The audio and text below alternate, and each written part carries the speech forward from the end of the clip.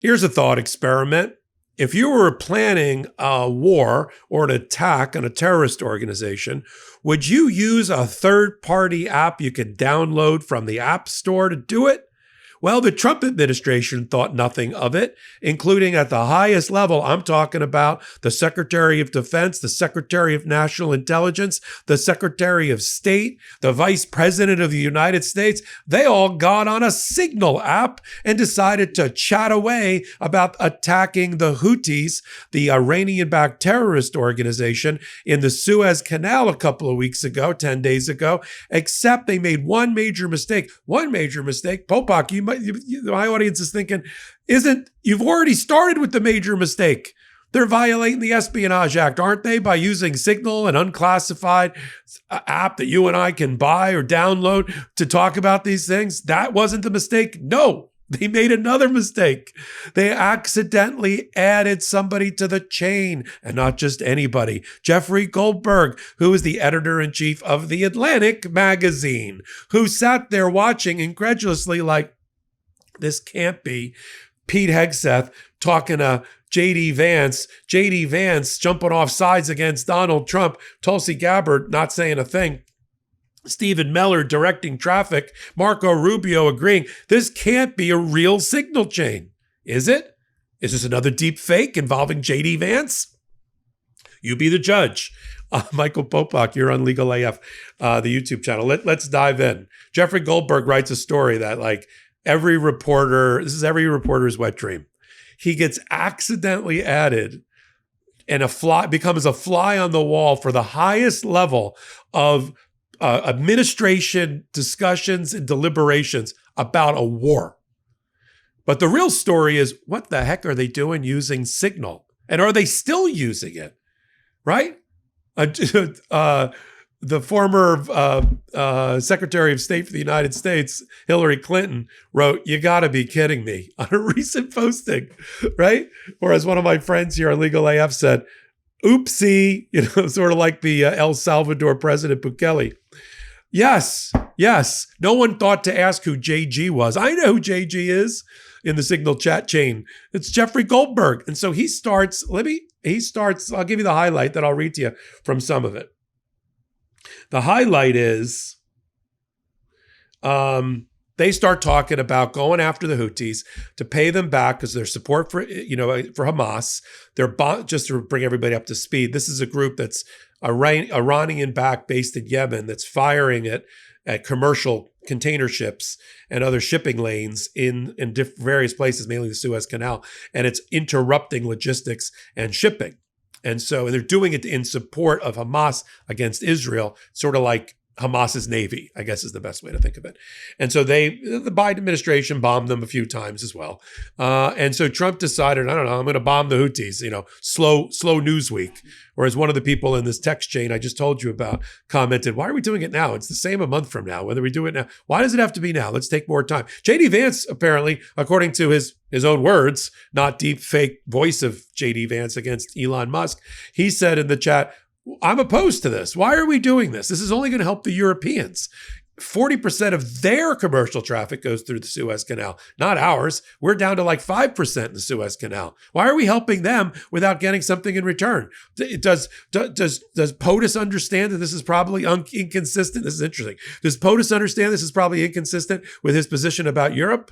Questioning whether Trump thought this through, And then people start jumping in. Hegseth jumps in. I agree with you. Europeans are freeloaders. But, Stephen Miller jumps in, the enforcer, the guy who's the White House counselor. I heard very clearly a green light for this. Now we got to go after Egypt and Europe about getting paid back. It's transactional. But the biggest takeaway for me was not just that J.D. Vance went after Trump and jumped off sides, but that they already had their game plan. And it's consistent with what we've been reporting. Blame Joe Biden. They couldn't figure out the messaging that would work here, how the American people will understand why we're attacking the Houthis in Suez Canal that benefits the Europeans. They didn't really, what's the connection here? How does that help me and my egg prices? That type of thing. So they came up with a grand scheme. It's the same thing because they're out of gas. They're fully gassed as a administration. So their grand scheme was, I got an idea. We'll blame Joe Biden. his feckless approach to attacking the Houthis before left us with a problem that we have to solve. And then Mike Waltz, who's the national security advisor for Donald Trump, who's up in Greenland right now, shaking a fist at Greenland, making them fear a takeover by the United States and going to a dog sled race with Usha Vance, of all things. He is in this. He's the one that set up the chain. He's the one that effed it up from the beginning. He chose Signal, he added everybody, and he added the editor-in-chief of The Atlantic. And so in there, he says, blame Joe Biden. Or actually, Hegseth and J.D. Vance say, well, blame Joe Biden. Waltz goes on This Week in Washington or whatever on ABC, and he says, well, we're here because of Joe Biden. Yeah, that's the messaging. When they do something that nobody understands why they're doing it, blame Joe Biden and the Iranians for good measure. And so this is the reporting we have so far, because these are reproduced in the article. You know, J.D. Vance, I hate bailing Europe out again. Let's make sure our messaging is tight here. Pete Hegseth responding to the vice president. I fully share your loathing of the freeloading Europeans. But Mike is correct. Mike Waltz, we're the only ones on the planet who can pull this off. Question is timing and about POTUS. And then Stephen Miller jumps in. As I heard it, the president was clear, green light, but we soon make clear to Egypt and Europe they got to pay us back. Goldberg is now a fly on the wall, and he partially doesn't want to be. He's like, was this, am I being punked? Was I added, is this fake? And they want me to believe it's true, so I report on it, bad guys? Or is this real, and they added me for a reason? Or they don't know they added me? Or who did they think JG was the whole time? So he lets the whole thing plan out. And his view is that it'll be corroborated as a real Signal application being used by these high-level people if the bombing starts in the next 2 hours. And the bombing started in the next 2 hours. Exactly what was laid out in the, and 53 people died in the bombing. He also reported that after he went back on Signal to check, and they were high-fiving it, with a lot of emojis. I love when my top professional national security and defense people use emojis to express their feelings about killing people. But let's leave that aside for a minute. Hillary Clinton's got a point, right? Besides, you got to be kidding me, right? They went after her for her use of a secret email server, a private email server in her basement of her Chappaqua house, which a lot of people did, and having a separate email account. How about using Signal, a third-party app? Which here's my messaging right now. You're not, or my public service announcement. You're not still using it, are you? You've at least changed your passwords. I'm not your IT department, but you should at least change your passwords.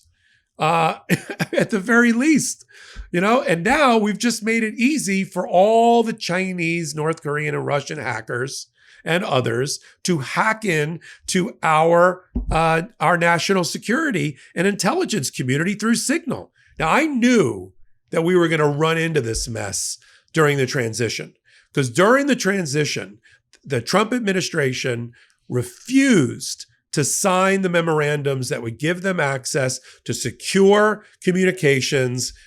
Susie Weil, the chief of staff, was like, we got this. We know how to do high-level encryption. Well, apparently you don't, Susie. Your encryption is apparently the same or worse than mine. Because at least my encryption, when I use Signal, I'm not being attacked by cyber attack specialists around the world who want to break into my, check out how my baby's doing today. It's just unbelievable.